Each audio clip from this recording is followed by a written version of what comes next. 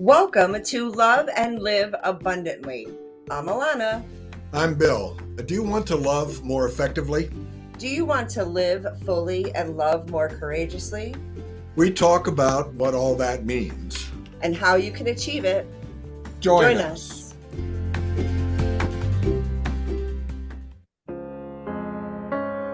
Hello, everybody, and welcome back. I'm Bill Mock, and this is I don't rightly reckon which one this is. It's our second or third podcast where we're doing audio and visual, but it doesn't matter. I'm just happy to be here, and I want to say welcome to you and to Ilona. How you doing, Ilona? Hello there. I am doing wonderful. And I believe this is our third vlogcast. Oh, okay. Yes. Yeah, Yes. yeah. I never get that right, but that's okay. That's okay. That's my job. Yes. So we started talking. We have an interesting kind of process here. This full disclosure. Ilona and I will talk usually for a half hour or so before we do one of these things, and 3/4 of what we talked about before we do it, we say, "Oh yeah, we should talk about that during the vlogcast." And then our history has been to talk about something else. But I took notes this time, and we're going to try and go back to the material that we talked about before this actually started happening. Plus, and I'm going to try and summarize a little bit. We were talking about trauma, and we were talking about trauma and its relationship to current dysfunction. And because I'm somehow known as an expert around chemical dependency, about the relationship between trauma and chemical dependency in current life. Not the traumas that people experience when they are under the influence of their chemical abuse, but a precipitating trauma, perhaps. Did I get that okay? Yes. So, She said with reservation. well, because you use all those fancy words, and so I just kind of like precipitating. I'm sorry. I have to demonstrate that I earned those degrees. I understand. However, I want people to understand us and not feel that they're at a medical convention. I love you, and I appreciate that. Oh, sure. Okay, that's all right. Doesn't hurt my feelings. I'm okay. So we were talking about how most everyone experiences trauma. And, Bill specializes with chemical dependency. And so we were talking that, trauma doesn't necessarily, you don't have to experience trauma to have a chemical dependency. Because there are plenty of people who have experienced trauma and don't have a chemical dependency. Right? Absolutely. I don't know. Could be. One of the things that I said during our earlier conversation is that there's a lot of discussion about trauma in my field, in my specialty right now. And there is a lot of speculation about the role of early trauma in as a precipitating variable in the development of chemical dependency. And I shared with you my reservations about the way some of the linkages are being made between trauma and current dysfunction. I mean, there's lots of ways I can mess up my life today. And some of us choose chemical dependency, some of us choose depression, some of us use sexual dysfunction or gambling or all kinds of other things. But one of the things that is missing in this business of trauma and chemical dependency is that what is known as a double-blind or an empirical study that demonstrates clearly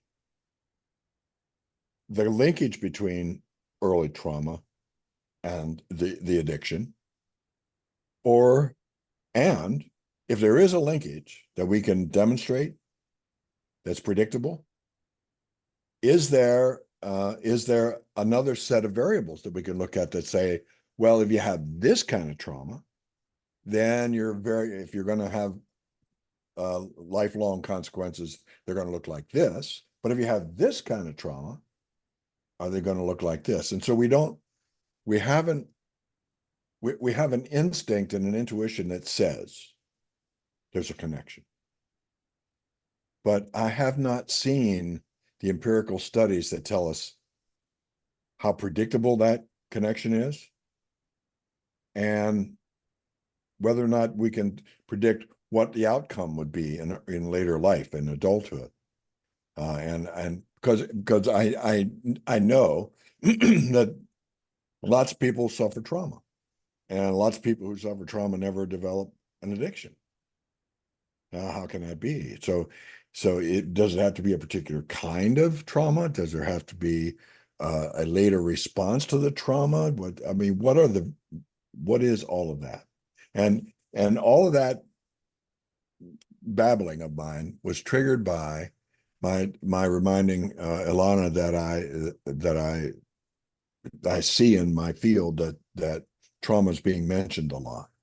And so immediately, Ilona, that's her area of interest, said, well, do people who have chemical dependency experience trauma? And that's when I went on that rant. So I have now repeated it, which probably filled up this half hour pretty well.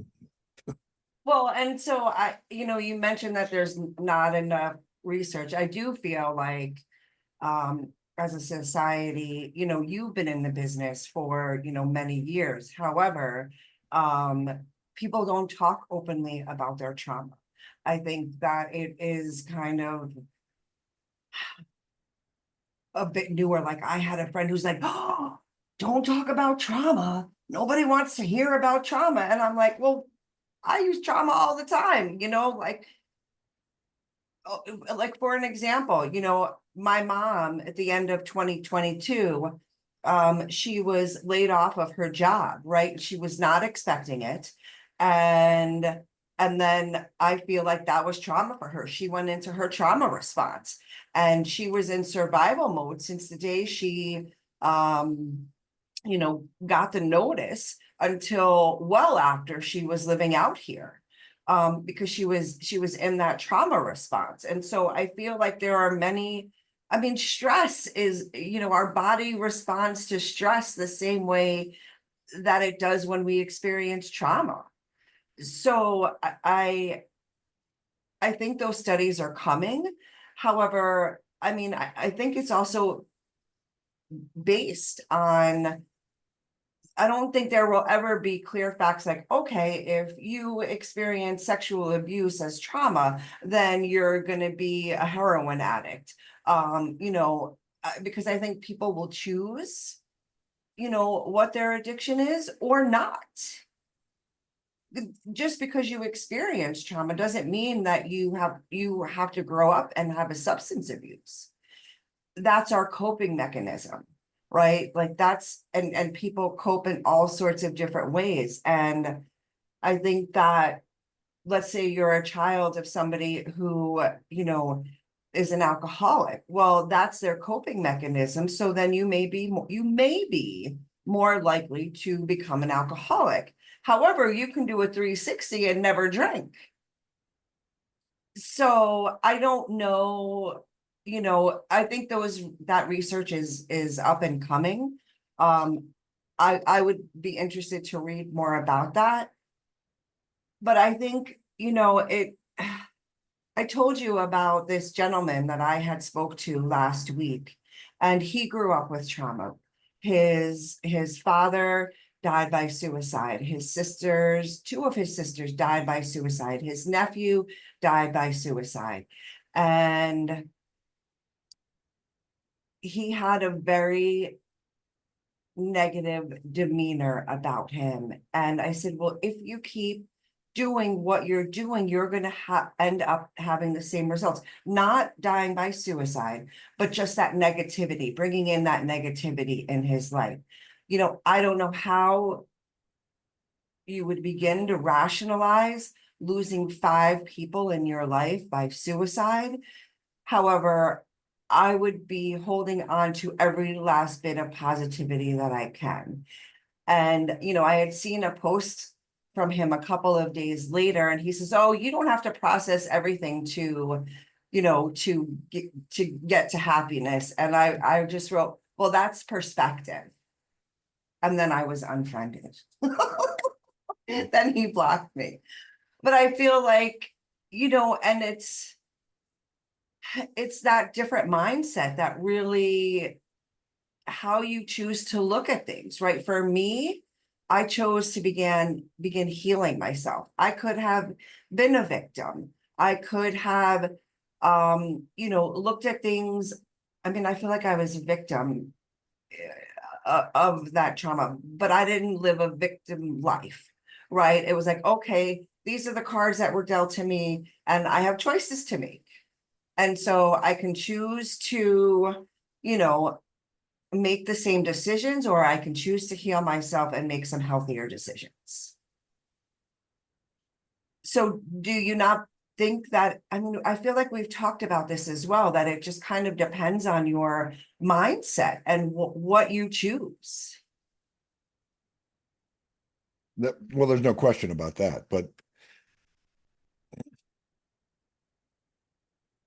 Did I leave you speechless, Bill? no, actually, there are three things I want to say at once, and I don't know which one wants to fall out of my mouth first. Okay.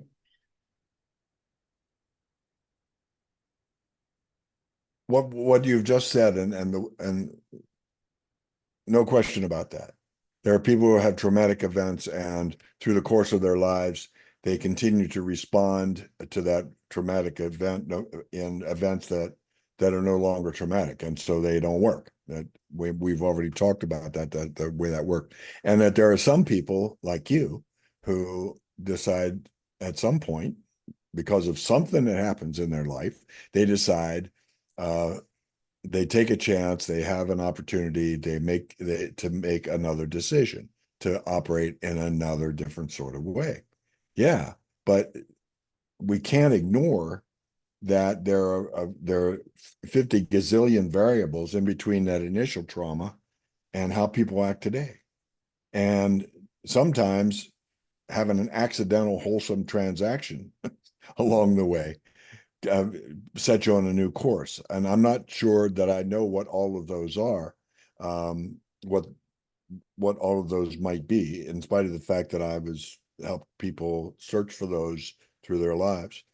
I think that a much more likely scenario is something that didn't happen for you, and that is, I think that people get sick and tired of being sick and tired, and they have to have the last crisis, and that is that they could go through crises all their lives, and some of them are induced by their inappropriate reaction to the past trauma. Yeah, no question about it. But there comes a point in I found in many people's lives, even before they make the choice to come to somebody like me, where they've had that last crisis. That is the wake up call that says, all right, enough already. I'm sick and tired of being sick and tired. I got to find another way. Now, uh, that's one. Two is finding another way. And I know I've said this in our past podcasts, but too many times people say, I'm going to stop doing that thing that I've been doing that hurts me. And then they come to me about a year and a half later saying, well, that ain't working. Now, what can I do instead? And that's the secret. Uh, if you are so thoroughly immersed in your inappropriate response to things in your life, to trauma, to past trauma, if you're so immersed in that, it's difficult to know what to do instead. And um, yeah, you can come to a brilliant therapist like me and get some help in figuring out what that might be. But one of the things that, and the third thing is, one of the things that cascades our inappropriate response to past trauma is that very response, saying, I'm just not going to do that anymore. And then not doing that anymore, and not doing that anymore, and not doing that anymore, and not doing that anymore ends up being just as dysfunctional because they didn't plug in something that was a better response, that was a more wholesome response, because they didn't have a notion of what that might be. And so can I give an example of that? I hope you will, because I'm getting a little hoarse. So, I like to think of that as like somebody who doesn't have boundaries, who, you know, uh, doesn't know how to say no, who, when asked, they're just a yes person and they don't take time out for themselves and they're overwhelmed and, they said yes to another thing and now it's on their list of items to do and they already have 15,000 other things on their to-do list. I like to tell the people that I coach is, you know, that is as well your trauma response, right? Like that fawning of wanting to make everybody happy.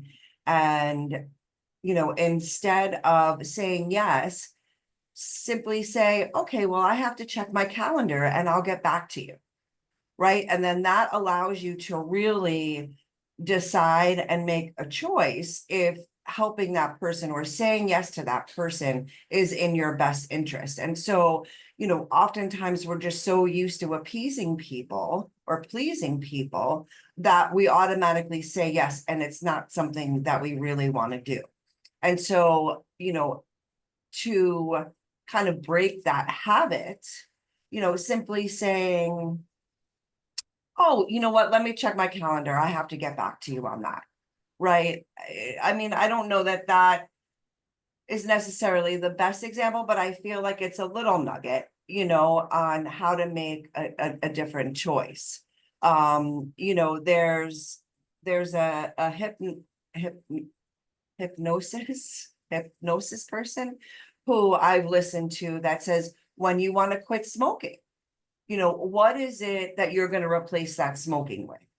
Right. And I think that goes back to what you were saying, like taking deep breaths or going into meditation or having a healthier response to our actions. Well, but that presumes that you can figure out what a healthier response is. If you've spent all your life doing a disruptive or dysfunctional response, you may not have had an opportunity. You may have been blind to uh, the whole world of possibilities of healthier responses. That's where I think where coaching comes in, where you can sit down with other people who maybe don't respond exactly the way you do. Maybe they have, as you say, a nugget or two or three, and maybe the journey from being out of control to being pretty self-sufficient and pretty healthy is the accumulation of enough nuggets. Yeah. Yeah. Well, and I think, you know, I mean, I just got a flashback in my mind of Ireland, like those were nuggets, right? Like my Yeah. deep breathing techniques, my being grateful that, they spoke English, like my brain just automatically went there. Be- but because I had because I had rewired it, I retrained my brain that when I was experiencing crisis, to go to the solutions, to go to things that serve me and not make me go down that spiral. Mm. Yeah. Perfect example. Yeah. I have another example of that that that opens up another kind of dimension of this discussion, and that is when I quit smoking, which was absolutely one of the hardest things I've ever done in my life. There's no question, I Well, difficult. especially back in your day, it was really cool to smoke. And I was one of the coolest smokers. I Yeah. know Yeah. you Well, were. yes, I was. Anyway, uh, I I smoked a pack of cigarettes a day uh, from the time I was about 14. So it was a long time. And I when I decided to quit smoking, I thought, well, what I need to know is I need to know the dimensions of my addiction. And I need to displace because I understood that my addiction had a lot of functions, had acquired a lot of functions over the years, for binding anxiety and temporizing and a bunch of other things. And so I really did examine what role it played in my life and how I could displace things. And I did, when I was during my waking hours, I did do some things that instead of lighting up the cigarette and sticking it in my mouth and using that to temporize, I went ahead and found some other things to temporize. But there was a big one, a really big one, that was when I went to bed at night.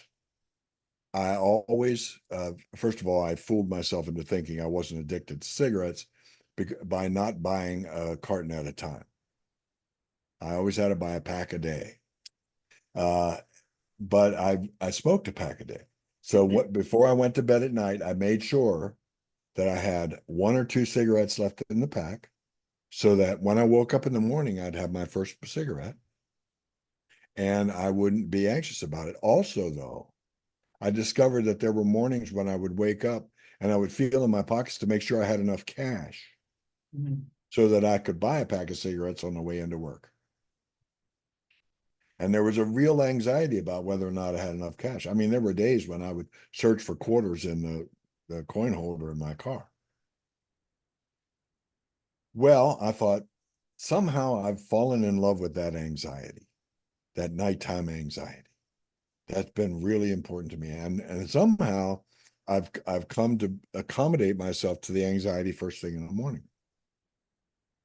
So what I did was I decided, well, I'm not going to throw that behavior away. I'm just going to go ahead and be anxious about not having enough money in the morning.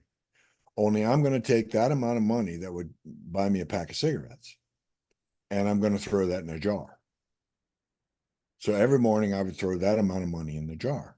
And then as the price of cigarettes went up, you can bet your booty that there was a ton of money going into that jar. And what would happen is I'd be anxious about not having enough money to go in the jar that morning. So I didn't have to get rid of that. I used that anxiety. And so the bottom line is I used that anxiety, I converted it to a better use. That wasn't automatically attached to cigarettes and smoking. And bottom line, as Paul Harvey used to say, and now the rest of the story. My wife kept asking me why I was doing that, and I told her why. And then just about the time when she asked me why I was doing that, I had gotten enough money together to be able to buy a cruise for the two of us. Nice. Yeah, that's a modern day parable, isn't it?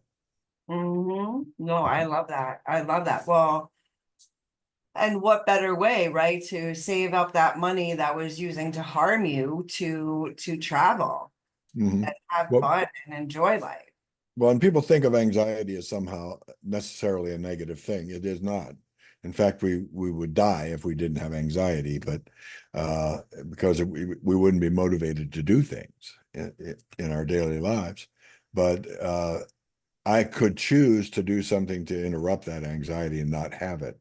Instead, I chose to use it to buy me fake cigarettes in the morning, which ultimately bought me a cruise. Now I don't do that anymore because that's been 20 years now, 20, 30. Yeah. Oh my God. It's been 30 years now since I stopped smoking. God, I am old. But and I don't get anxious when I wake up in the morning anymore. Anyway, Well, and that's hugely important, not to have that anxiety first thing in the morning. I mean, nobody wants to start their day with that. no, but because my anxiety was attached to something artificial that ultimately it waned, and that's why it worked in that particular case. With an addiction that would not have waned, and it would have just gotten worse. Yeah. Yeah. Yeah. There's one other thing I say about cigarettes, just as a nugget, because I know we're coming to an end, and I'll just throw this in.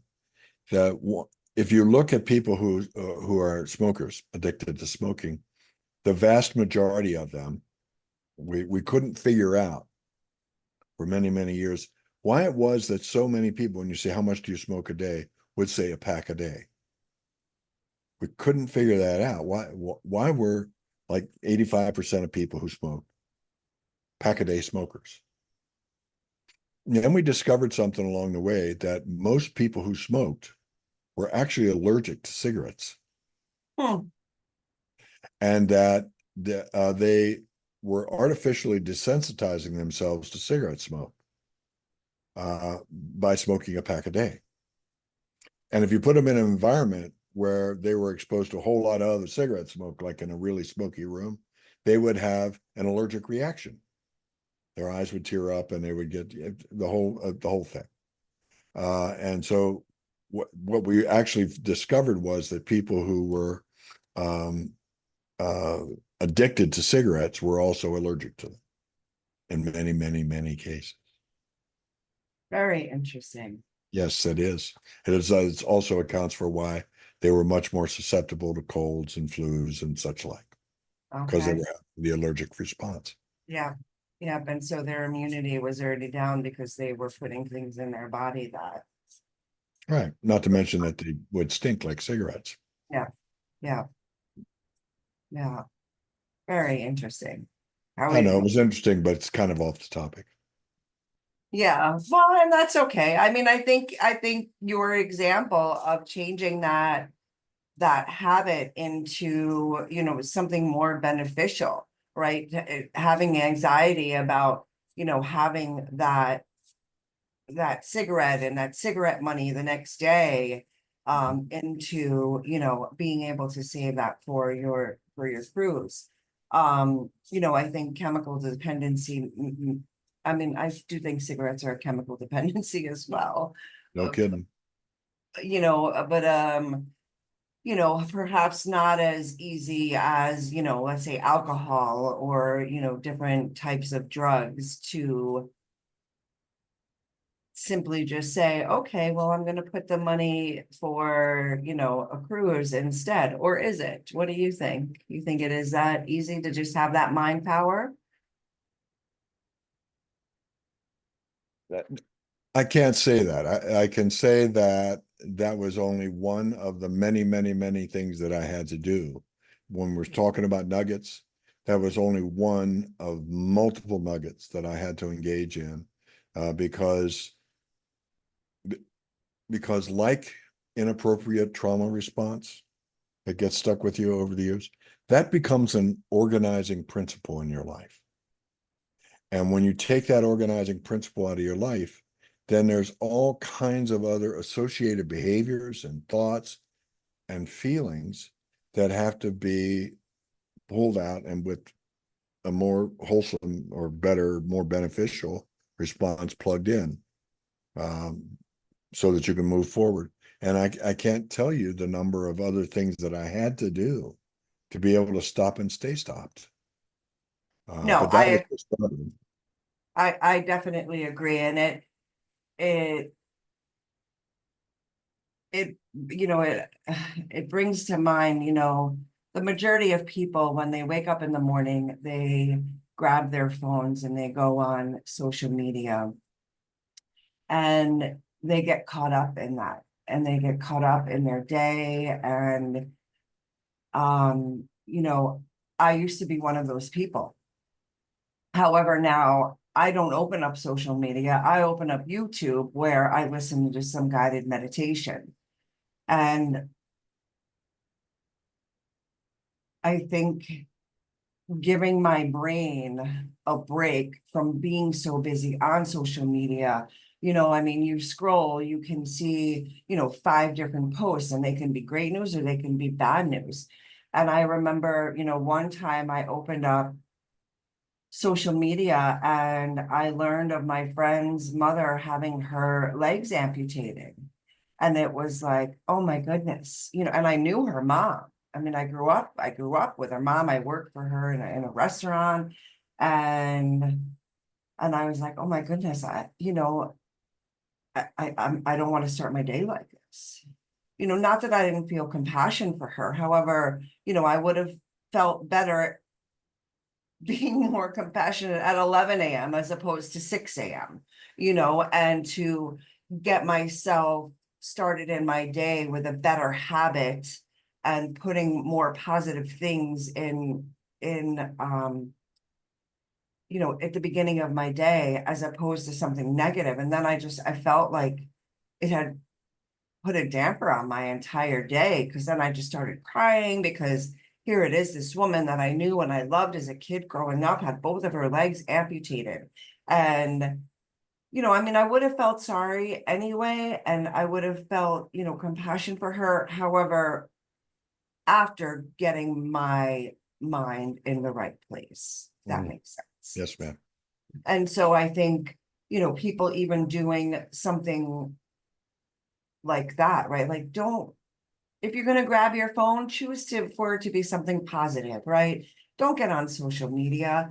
Allow your brain some time to decompress, and not always, you know, I feel like we're in the, and I'm a New Yorker originally, so you know, that quickness and that you know, always on the go is kind of in my blood, but I really learned there's a certain time and place for that, and to actually give my brain a break and slow down, you know, especially to start my day, it has been huge. Okay, but I'm surprised when we have these conversations at how fast the time goes. Right? I know. It's I been a know. half hour, you know that? I know. Yeah. Well, looking at the time now. Yep. It Yeah. has. It has. So I'd like for us to continue talking about this on our next uh, session, and I'd like to thank you. This has been a fun time. We had some trauma with equipment and stuff, but we have survived our trauma, and we are now back online. Thank you. We are, and more consistently. It is nice, and it's always a pleasure. Yes. Well, it was good to see you again. Well, and we'll see you all next time. Yes, we will see you next time. Take care. Thanks for joining us. Bye.